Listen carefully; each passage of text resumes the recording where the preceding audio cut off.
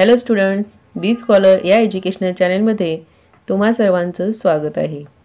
आजच्या व्हिडिओमध्ये आपण पूर्व उच्च प्राथमिक शिष्यवृत्ती परीक्षा इयत्ता 5वी फेब्रुवारी 2017 ची प्रश्नपत्रिका आपण स्पष्टीकरणासह सोडवणार आहोत। ही सराव प्रश्नपत्रिका म्हणून आज आपण सोडवणार आहोत। तर त्यामधील प्रथम आपण पहिला पेपर म्हणजेच भाषा व गणित हा पेपर आज सोडवणार आहोत। चला तर मग आपण सोडवूया। धनेश जवळ 50 रुपये, 20 रुपये, 10 रुपये, 5 रुपयाच्या समान नोटा आहेत। मग एकूण रक्कम 1020 रुपये असल्या धनेश जवळ 50 रुपयाच्या नोटा किती आहेत? आता ह्या नोटा कशा आहेत? समान आहेत। मग आपण जर प्रत्येकाच्या 50-50 जर नोटा घेतल्या, पहिल्या ऑप्शन नुसार आपण जाऊया। 50-50 जर नोटा घेतल्या तर किती होतील? 50च्या 50 नोटा जर आपण घेतल्या तर किती होतील? 50 गुणिले 50 म्हणजे 2500। इथं जास्त व्हायला लागले म्हणजे इतर नोटा तर घ्यायचा प्रश्नच येत नाही। मग आपण 12 घेऊया। 12 जर नोटा घेतल्या आपण प्रत्येक समान नोटा, आता 12 गुणिले 50 करूया। हे झाले 600 रुपये। त्यानंतर त्याची बेरीज किती यायला पाहिजे? सगळ्या नोटा घेतल्या तर 1020। त्यानंतर पहा 12 नोटा आपण 20च्या घेऊया। त्यानंतर परत 12 नोटा 10च्या घेऊया। त्यानंतर 12 नोटा पुन्हा 5च्या घेऊया। आता यांची आपण बेरीज करूया।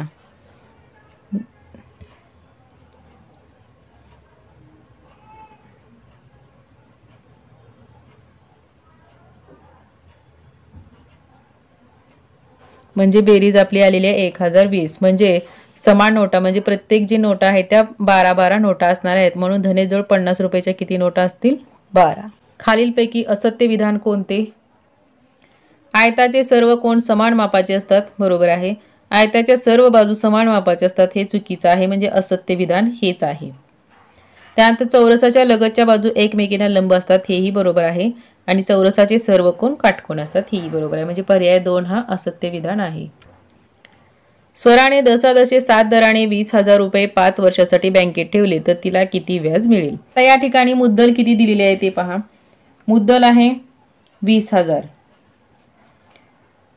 काळ किती आहे? 5 वर्ष, त्यानंतर दर किती आहे? 7। तर तिला किती व्याज मिळेल? मग सरळ व्याजाचं सूत्र आपण ठेवायचं आहे। सरळ व्याज बरोबर काय आहे? मुद्दल गुणिले दर गुणिले काळ भागिले 100। मग काय होईल? हे 20,000 गुणिले 5 गुणिले 7 किंवा 7 गुणिले 5 भागिले 100। 0 जर आपण कॅन्सल केली तर राहिले काय? 200 गुणिले 5 गुणिले 7 म्हणजेच किती?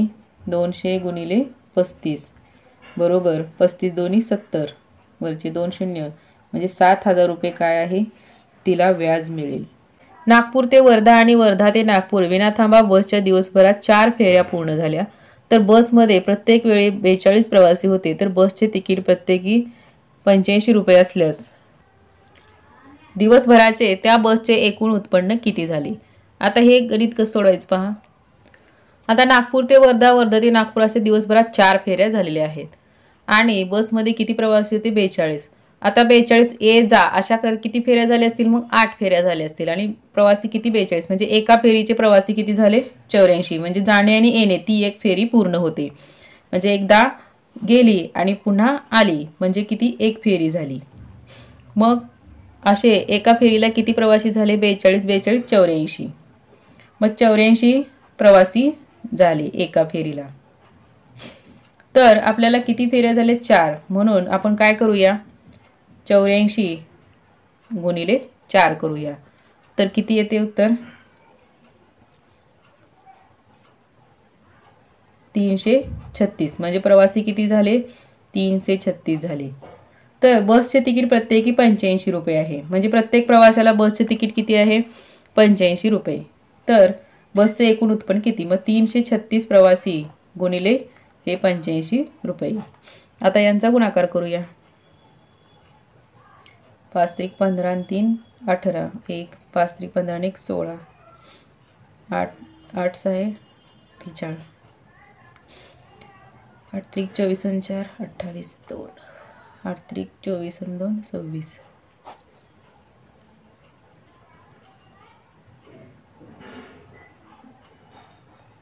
म्हणजे किती झाले 28,560 रुपये, आपला पर्याय क्रमांक 3.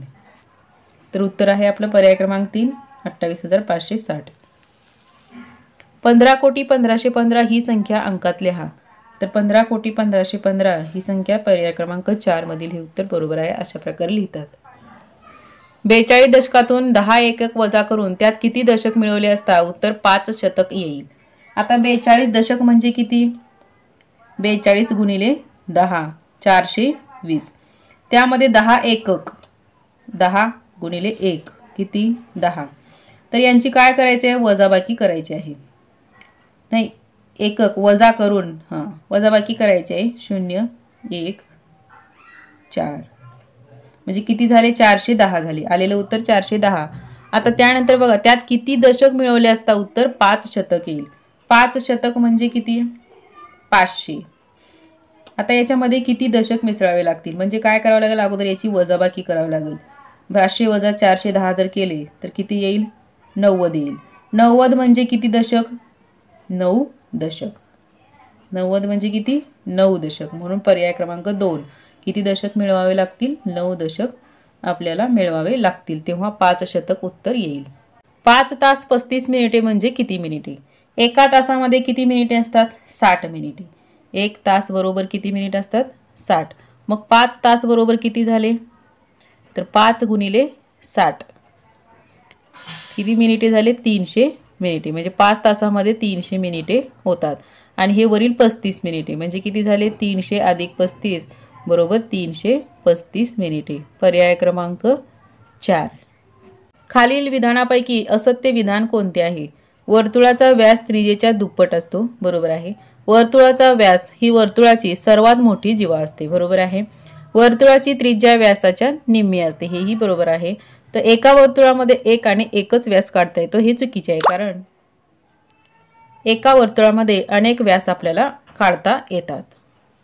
म्हणून पर्याय क्रमांक 4 हे असत्य विधान आहे. 85,164 या संख्येमध्ये कोणती संख्या मिळविल्यास 6 अंकी लहानात लहान संख्या तयार होईल?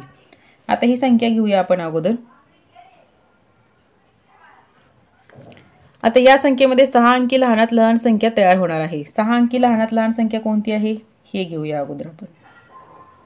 5 अंकी झाली ही 6 अंकी. तर कोणता नंबर यामध्ये मिळवावा लागेल असं आपल्याला म्हटलेलं आहे. म्हणून काय करायचं? आता वजाबाकी करायचं आहे. हा नंबर आणि आपलं येणारं उत्तर काय आहे? 6 अंकी लहानात लहान संख्या आहे. आता यांची जी वजाबाकी येईल ती संख्या आपल्याला मिळवावी लागणार आहे. 10 मधून 4 गेले 6, 10 मधून 7 गेले 3, त्यानंतर 10 मधून 2 गेले 8, 10 मधून 6 गेले 4, 1 0 म्हणजे किती आलेले? 14,836. म्हणजे पर्याय क्रमांक 2 हे उत्तर बरोबर आहे. आता यामध्ये बघा बेरीज करायची आपल्याला. दशांश अपूर्णांकामध्ये संख्या दिलेली आहेत, त्यांची बेरीज आपण करूया. पहा आपण मांडून घेऊया. बेरीज किंवा वजाबाकी करत असताना दशांश चिन्हाच्या खाली दशांश चिन्ह आलं पाहिजे याची काळजी घेतली पाहिजे.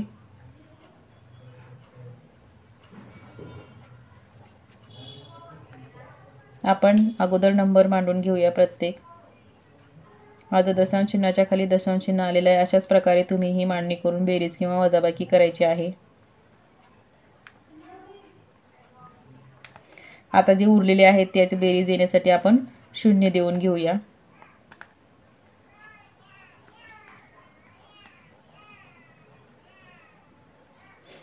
आता यांची आपण बेरीज करूया. 7 0 7 ही 0 0 7 आणि 7 14. त्या स्थानाची बेरीज त्या स्थानी बरोबर आलेली पाहिजे. 7 चौक 28 आणि 1 29. अच्छे 2 आलेले आहेत. 7 आणि 2 9 म्हणजे किती आलेला आहे? 9 दशांश चिन्ह 9 4 0 0 7 म्हणजे पर्याय क्रमांक 1 हे उत्तर आपलं बरोबर आहे. आता यामधील चुकीचा पर्याय कोणता आहे आपल्याला शोधायचा आहे. 1/4 म्हणजे हे फ्रॅक्शन जे दिले रंगवलेला भाग आणि न रंगवलेला एकूण भागापैकी किती भाग रंगवलेला आहे असं या ठिकाणी समीकरण आहे. तर 4 भागापैकी 1 रंगवलेला म्हणजे हा पर्याय बरोबर आहे. चुकीचा शोधायचा आपल्याला. आता या ठिकाणी एकूण भाग आहेत 1 2 3 4 5 6 7 8 आहेत. 8 पैकी 2 रंगवले आहेत म्हणजे 2/8 म्हणजेच काय 1/4 म्हणजे ही बरोबर आहे। त्यानंतर पहा इथं किती भाग आहेत 1 2 3 4 5 6 7 8 आहेत। 8 पैकी किती रंगवले 4 मग 4/8 म्हणजे किती 1/2 1/2 इथं अपूर्णांक असायला पाहिजे होता म्हणजे पर्याय क्रमांक 3 हे आपलं उत्तर बरोबर आहे कारण तो चुकीचा पर्याय आहे। आता या ठिकाणी पहा किती गोल आहेत 1 2 किती भाग केलेत 1 2 3 4 5 6 7 8 9 10 11 12 13 14 15 16 16 पैकी त्याने 4 रंगवलेले आहेत म्हणजे किती झाले 1/4 झाले 4 1 4 4 चूक 16 म्हणजे हेही बरोबर आहे म्हणजे चुकीचा पर्याय कोणता आहे पर्याय 3। प्रदीप जवळ 100 रुपयांच्या नोटांच्या संख्येच्या पावपट नोटा 500 रुपयांच्या, निमपट नोटा 50 रुपयाच्या, दुप्पट नोटा 1 रुपयाच्या असे मिळून एकूण 10,080 रुपये आहेत। तर प्रदीप जवळ 100 रुपयाच्या किती नोटा आहेत? आता 100 रुपयाच्या नोटा काढायच्या असल्यामुळे आपण 100 रुपयाच्या नोटा बरोबर x मानूया। आता त्यानंतर काय होईल पहा आता 100 रुपयाच्या नोटा म्हणून 100 रुपये घेतले आपण गुणिले x मांडलेला आहे अधिक आता या नोटांच्या निमपट म्हणजे x च्या किती 1/4 पट पावपट म्हणजे 1/4 पट कितीच्या नोटा आहेत 500च्या अधिक हे x च्या किती निमपट कितीच्या नोटा आहेत 50 रुपयाच्या अधिक त्यानंतर 1 रुपयाच्या दुप्पट 2 गुणिले x गुणिले कितीच्या नोटा आहेत 1 रुपयाच्या। आता या सगळ्यांची आपण बेरीज करूया। आता यांची बेरीज केली असता एकूण किती रुपये आहेत 10,080 रुपये। आता पुढे बघा काय होईल हे 100 गुणिले x 100x अधिक हे x गुणिले 1/4 म्हणजे x/4 गुणिले 500 अधिक x/2 गुणिले 50 अधिक हे 2 गुणिले x गुणिले 1 म्हणजे 2x बरोबर हे 10,080 रुपये। आता त्यानंतर काय होईल पहा हे 100x अधिक आता ह्या 4 ने 500 4 ने काय करायचे 500 ला भागायचं आहे 4 1 4 हे 4 1 4 125 येईल x गुणिले 125 अधिक याने 50 ला जर भागले 2 ने तर 25 येईल x गुणिले 25 अधिक हे 2x बरोबर 10,080। आता हे 100x अधिक हे x गुणिले 125 125x अधिक हे 25x अधिक 2x बरोबर 10,080। त्यानंतर आता यांची बेरीज करूया 100x अधिक 125x किती होतात 225x 225 अधिक 25 250 250 अधिक 2 252x बेरजेमध्ये x चा गुणाकार किंवा बेरीज होत नसते ते xच राहतं आणि इतर जी त्यांच्या सोबतचे जे संख्या आहेत त्यांचीच फक्त बेरीज होते बरोबर हे 10,080। आता x बरोबर काढण्यासाठी हे 252 ह्या x ला गुणिले आहे म्हणून हे गुणिले 252 काय होणार आहे इकडे जाऊन भागिले 252। आता यांचा जर भागाकार केला 252 जर 10,080 ला जर भागलं तर 40 उत्तर येते म्हणजे 100 च्या नोटा म्हणजे काय म्हणलं होतं आपण x तर x बरोबर किती 40 म्हणजे 100 च्या नोटा बरोबर किती 40 नोटा येतील। मग पर्यायामध्ये पाहूया आपण तर पर्यायामध्ये आहे पर्याय क्रमांक 3 40 नोटा। अशा प्रकारे आपल्याला नोटा काढता येतात। 1 ते 100 संख्यामधील सर्वात मोठी मूळ संख्या व सर्वात लहान विषम मूळ संख्या यांचा गुणाकार किती आहे? आता 1 ते 100 मध्ये सर्वात मोठी मूळ संख्या असणार आहे 97 आणि सर्वात लहान विषम मूळ संख्या आता सर्वात लहान सम म्हणली तर 2 आणि विषम म्हणली तर 3 यांचा गुणाकार विचारलेला आहे आपल्याला 7 3 21 2 9 7 63 2 हे 9 3 27 आणि 2 29 म्हणजे 291 पर्याय 2। 4/7 7/4 2/28 5/14 यापैकी सर्वात लहान अपूर्णांक कोणता? आता यांचे छेद वेगवेगळे दिलेले आहेत परंतु एकाच पाढ्याच्या पटीतले आहेत म्हणून आपण काय करूया छेद सारखा करून घेऊया म्हणजे त्यावरून आपल्याला अंशावरून आपल्याला छेद सारखा असेल तर अंश ज्याचा मोठा असेल तो मोठा आणि ज्याचा अंश लहान असेल तो लहान अपूर्णांक असतो म्हणून आपण अगोदर काय करूया यांचे छेद सारखे करून घेऊया। आता यांचा आपण काय करूया 28 हा छेद करून घेऊया इथे सगळ्यात मोठा छेद 28 आहे म्हणून या सगळ्यांचा 28 करून घेऊया। पहिला अपूर्णांक घेऊया आपण 4/7 आता याला 28 करण्यासाठी काय करावे लागेल 4ने गुणावे लागेल। मग खाली 4ने गुणल्यामुळे वरही 4ने गुणला आपण, तर किती आलेलं आहे 4 चौक 16/28। त्यानंतर दुसरा अपूर्णांक घेऊया आपण 7/4। आता याला 28 येण्यासाठी 7ने गुणावे लागेल, म्हणजे किती 49/28। त्यानंतर तिसरा तर ऑलरेडी दिलेला आहे त्यांनी, आणि त्यानंतर शेवटचा आपण अपूर्णांक घेऊया 5/14।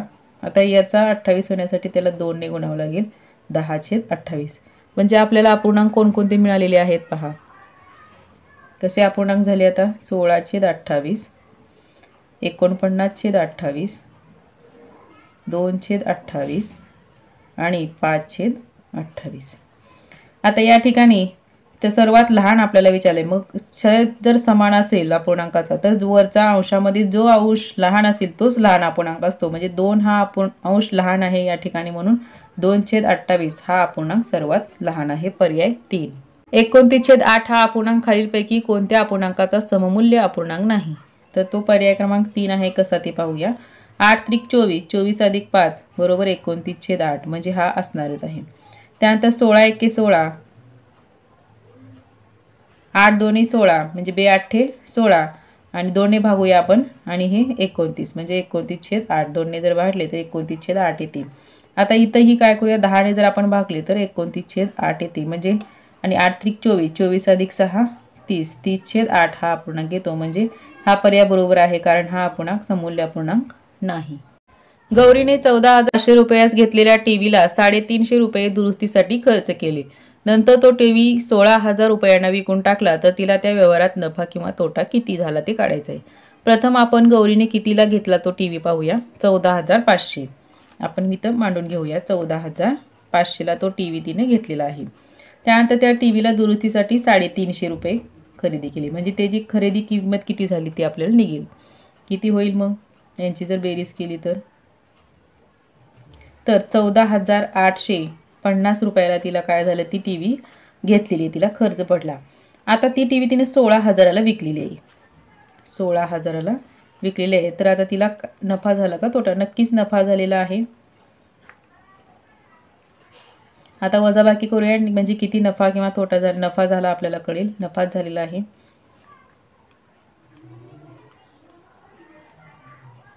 1,150 रुपये तिला काय झालेला आहे, नफा झालेला आहे, पर्याय क्रमांक 3। एक आकृती दिलेली आहे, तर त्या वरील आकृतीमध्ये वर्तुळ प्रत्येक बिंदू 2 बिंदू एकमेकांना जोडले तर जास्तीत जास्त किती रेषाखंड काढता येतील असा प्रश्न विचारलेला आहे। तर अशा प्रकारचे बिंदू दिलेले असल्यानंतर तर 10 या ठिकाणी रेषाखंड आपल्याला काढता येतील। एक ग्रोस कागदापैकी 5 दस्ते कागद छपाईसाठी वापरले तर किती कागद शिल्लक असेल? आता एक ग्रोस म्हणजे किती असतो, तर 12 डझन असतात। एक ग्रोस बरोबर 12 डझन, आणि एक दस्त बरोबर किती असतं, एक दस्ता म्हणजे 2 डझन असतात, 24 कागदे असतात। मग आपल्याला किती 5 दस्ते त्यांनी विकलेले आहेत, म्हणजे किती डझन विकलेले आहेत, 5 × 2 = 10, म्हणजे 10 डझन त्यांनी काय केलेले आहेत, कागद छपाईसाठी वापरलेले आहेत। 10 डझन त्यांनी कागद वापरलेले छपाईसाठी, किती कागद शिल्लक राहिलेत? मग 12 डझनचा एक ग्रोस होतो, म्हणजे किती कागद शिल्लक राहिले, 2 डझन। 2 डझन म्हणजे किती कागद, 24 कागद। सायलीने मॅरेथॉन मध्ये 4 किलोमीटर अंतर 100 मिनिटात पूर्ण केले, तर 1 मिनिटामध्ये तिने किती अंतर कापलेले आहे? आता 4 किलोमीटर अंतर 10 मिनिटात, मग आपण याचं मीटरमध्ये कन्वर्ट करूया। 4 किलोमीटर म्हणजे किती, 4000 मीटर। मग 4000 मीटरला 10 मिनिटं लागतात, तर मग 1 मिनिटासाठी काढण्यासाठी किती, तर 4000 भागिले 10, तर 400 मीटर, म्हणजे 1 मिनिटासाठी 1 मिनिटामध्ये 400 मीटर अंतर कापलेलं आहे। इष्टिकाचितीच्या पृष्ठे व कडांची संख्या यांची बेरीज ही घनाच्या कडा व शिरोबिंदूच्या संख्येच्या बेरजेपेक्षा कितीने कमी अथवा जास्त आहे? आता इष्टिकाचितीची पृष्ठे पाहूया आपण। ही इष्टिकाचिती, आता हिचे पृष्ठ किती आहेत, 6, अधिक काय करायचं आहे आपल्याला, कडा किती असतात, तर 12, किती झाली बेरीज 18. त्यानंतर घ्यायचं आहे आपल्याला घन. घनाचं काय घ्यायचं आहे कडा. घनाच्या कडा किती असतात 12.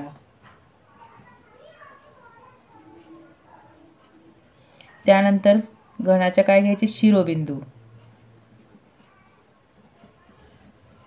शिरोबिंदू किती असतात 8. 12 अधिक 8 किती झाले 20.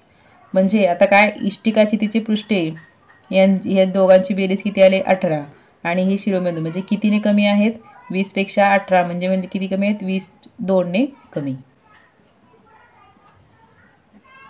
जर घनाचे विचार असेल तर 2 ने जास्त, म्हणून पर्याय क्रमांक 1 हे उत्तर बरोबर आहे. ह्या संख्येमध्ये हे फुलीच्या जागी 9 ने निशेष भाग जात असेल तर त्या फुलीच्या जागी कोणता अंक येत असेल. आता या ठिकाणी आपण एक एक अंक ऑप्शन मधला घालून पाहूया. आता 6 आपण प्रथम ठेवूया. काय संख्या त्यावेळी 6 6 5 4 6 म्हणजे 66,546. आता याला 9 ने निशेष भाग जातो का नाही पाहूया आपण. 9 1 9 9 7 63 राहिले 3 9 त्रिक 27 किती राहतात 8. त्यानंतर कितीचा भाग जाईल 9 9 81 राहिले 3 9 चौक 36 म्हणजे पूर्ण भाग जातो निशेष भाग जातो. त्यामुळे आपला पहिला पर्यायच बरोबर आहे. 6 हा अंक फुलीच्या जागी येईल. आपल्याला पुढील ऑप्शन पाहण्याची गरज नाही. शबनमने तिच्याजवळ असलेल्या चॉकलेटपैकी 15% चॉकलेट जोसेफला दिले. जर तिने जोसेफला 30 चॉकलेट दिले असतील तर शबनमजवळ एकूण किती चॉकलेट आहेत. आता 15% तिने चॉकलेट दिलेले आहेत. 15% म्हणजे किती आहेत 30 चॉकलेट आहेत. मग 100% म्हणजे तिच्याजवळचे टोटल चॉकलेट आपल्याला माहिती आहेत. टोटल म्हणजे किती असणार आहे 100%. मग 100% बरोबर किती अशी मांडणी करून काय करायचं या ठिकाणी तिरकस गुणाकार करायचे. म्हणजे काय 100 गुणिले 30 भागिले 15.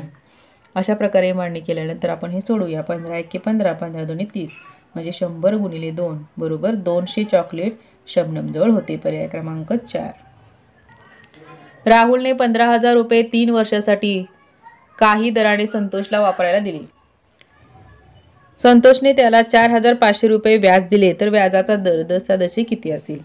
आता या ठिकाणी प्रथम आपल्याला काय करावं लागेल की 15,000 रुपयेचे व्याज दिलेलं आहे आणि त्यावरून आपल्याला त्याचे दर काढायचा आहे. आपण सरळ व्याजाच्या सूत्रामध्ये किमती ठेवून घेऊया. सरळ व्याज बरोबर काय सूत्र आहे मुद्दल गुणिले दर गुणिले काळ भागिले 100. आता यामध्ये किमती ठेवूया आपण. व्याज किती आहे 4,500 रुपये. मुद्दल किती आहे 15,000 रुपये. दर काढायचा आहे. काळ किती आहे 3 आहे भागिले 100. आता पुढे करूया आपण. काय होईल आता हे 4,500 गुणिले 100 काय झालं हा भागाकारातला 100 इकडं गुणाकारात गेलेला आहे. त्यानंतर भागिले आता हे 15,000 आणि हे 3 इकडे गुणिले आहेत इकडे येऊन भागिले होणार बरोबर दर म्हणजे दर आपल्या बरोबर आपल्याला एवढं मिळालेलं आहे. तर आपण कॅन्सल करूया. हे 0 0 कॅन्सल केले आपण. त्यानंतर इथला खालचा एक 0 राहिलेला कॅन्सल केला आणि वरील एक 0 म्हणजे वरील 3 0 आणि खालील 3 0 कॅन्सल केले. राहिले काय 450 भागिले 15 गुणिले 3. आता 15 ने जर भाग दिला आपण 15 1 15 15 3 45 म्हणजे वर किती राहिले 30/3 बरोबर काय येणार आहे 10 म्हणजे दर किती आलेला आहे 10.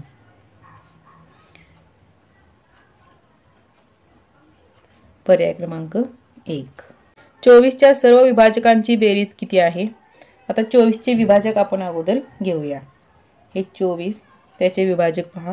1 हा पहिला विभाजक असतो. त्यानंतर 2 त्यानंतर 3 त्यानंतर 4 5 नाही त्यानंतर 6 त्यानंतर 8 त्यानंतर 12 आणि स्वतः 24 एक. मग किती झालेले आहेत आता 60 येते. पर्याय क्रमांक 3. मोठ्यात मोठी 5 अंकी संख्या व मोठ्यात मोठी 2 अंकी संख्या यांची बेरीज 3 अंकी लहानात लहान संख्येपेक्षा कितीने मोठी आहे. आता 3 अंकी लहानात लहान संख्या कोणती आहे 100 बरोबर. आता यांची बेरीज करूया. मोठ्यात मोठी संख्या 5 अंकी 99,999. मोठ्यात मोठी 2 अंकी संख्या 99 यांची बेरीज 99 18 19 10 10 म्हणजे यांची बेरीज झालेली आहे एवढी. आता त्यानंतर 3 अंकी लहानात लहान संख्या कोणती आहे 100, तर ती कितीने मोठी आहे असं आपल्याला विचारले. मग काय करावं लागेल आपल्याला 100 वजा करावं लागेल.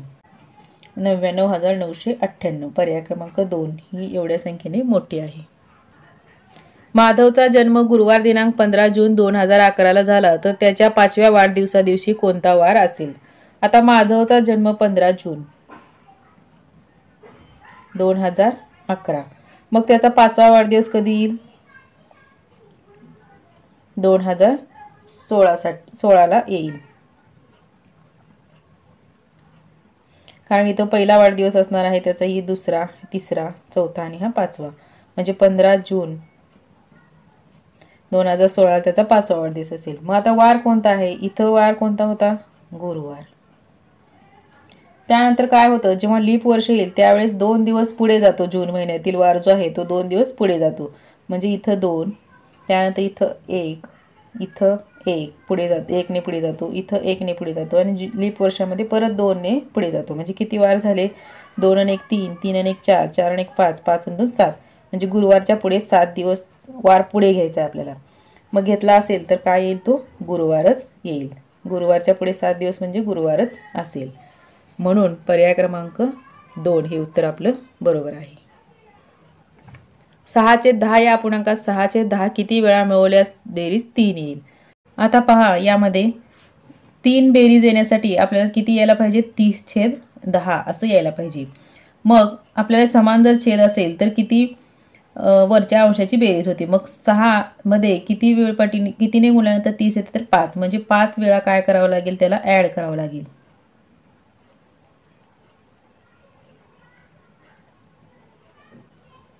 बघा आता 6 6 12, 12 6 18, 18 6 24, 24 6 30, 30/10 आलेले आहे. मग याला जर आपण भागले 10 1 10, 10 3 30, म्हणजे बेरीज किती येते 3 येते. म्हणून किती वेळाने हे करावं लागेल 5 वेळा. पर्याय क्रमांक 1.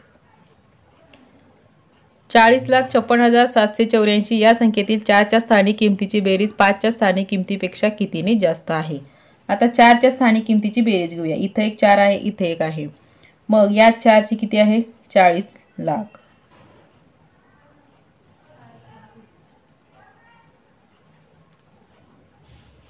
त्यानंतर यांची बेरीज केली 4, 4 मिसळले तर किती येणार आहे 40 लाख 4 एवढी बेरीज येणार आहे. आता 5ची स्थानिक किंमत किती आहे 50,000.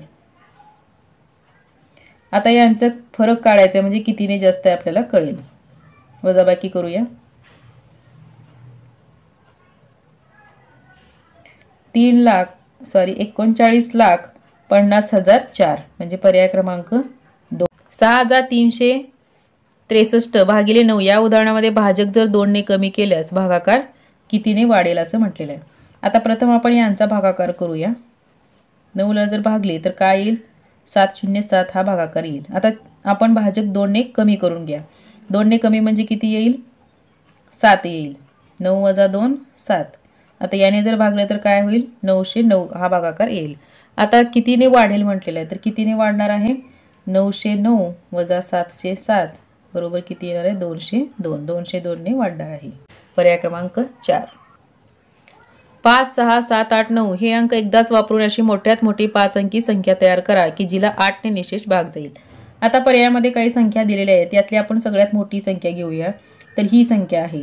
मग याला 8 ने निशेष भाग जाते का ते पाहूया आपण.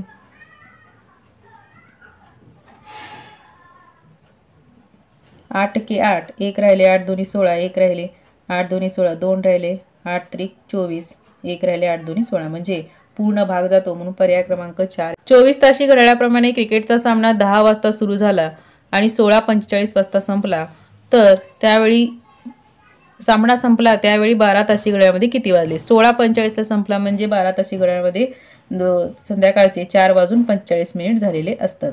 50चा 50% म्हणजे किती. हा 50 चा म्हणजे गुणिले 50% म्हणजे किती 50/100.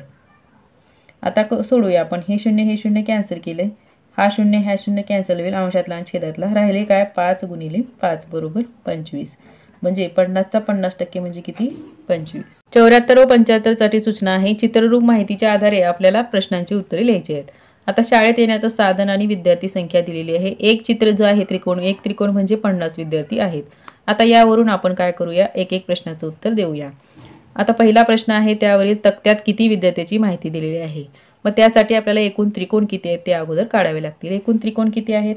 1 2 3 4 5 6 7 8 9 10 11 12 13 14 15 म्हणजे 15 त्रिकोण या ठिकाणी आहेत. मग एका त्रिकोणाची किंमत 50 विद्यार्थी आहे. म्हणून 15 गुणिले 50 किती होईल? 750. पर्याय क्रमांक 4 हे उत्तर बरोबर आहे. त्यानंतर पुढील प्रश्न पहा. रिक्षाने येणारे विद्यार्थी सायकलने येणाऱ्या विद्यार्थ्यापेक्षा कितीने जास्त आहेत? आता रिक्षाने येणारे विद्यार्थी अगोदर घेऊया, त्यानंतर सायकलने घेऊया. आता रिक्षाने येणारे विद्यार्थी बघा, रिक्षाने किती येतात? 1 2 3 4 5 6 6 त्रिकोण आहेत म्हणजे 6 गुणिले 50. आणि सायकलने किती आहेत? 4 त्रिकोण आहेत म्हणजे 4 गुणिले 50. 6 गुणिले 50 बरोबर किती होतील? 300. त्यानंतर सायकलने किती आहेत? 4 गुणिले 50 बरोबर किती होतील? 200.